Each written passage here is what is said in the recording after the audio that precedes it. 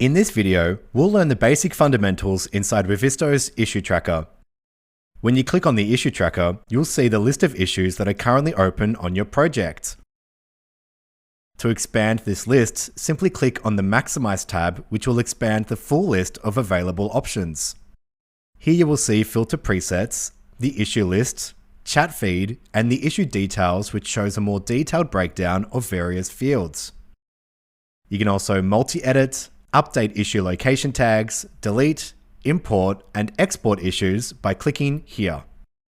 When we look at the filter preset column, you'll see a list of available filter presets.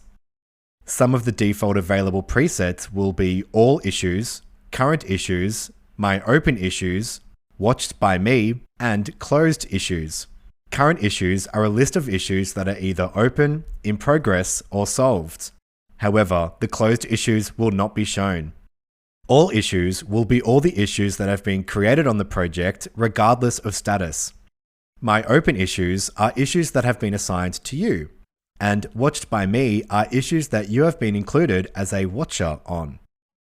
At any time, you can create your own custom filters simply by selecting the Custom Filter tab, which will provide you a list of available options to filter by, such as issue type, status, assignee, company, priority, deadline, level, and zone. These are extremely powerful filtering abilities which allows you to filter your issues to very specific criteria, allowing team members to quickly hone in on what they need to address for the task at hand. It is important to note that the issue tracker can view any issue that is created inside Revizto.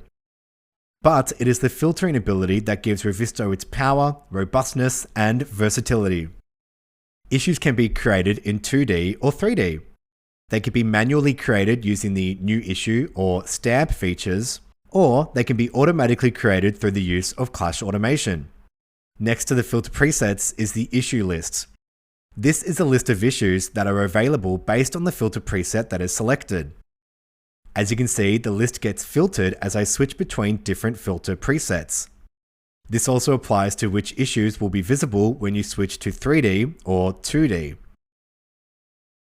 Next to the issue list is the chat feed, which shows the history of the issue from when it is initially created until the issue is closed.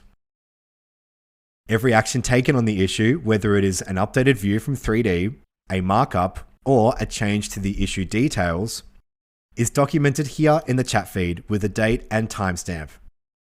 Down here, you can send a message instantly or attach files such as photos and PDF files. Next to the chat feed is the issue details. This is where you can modify the various fields within the issue itself, such as the issue title, type, assignee, priority, deadline, and much more. Notice how when I change the status of the issue, it immediately is reflected in the chat feed. Now, it's important to note that if you are the author of creating the issue, you will have the ability to change these. However, if you did not originally create the issue, you will not be able to edit these fields unless you have been given the roles and permissions necessary by the project admin.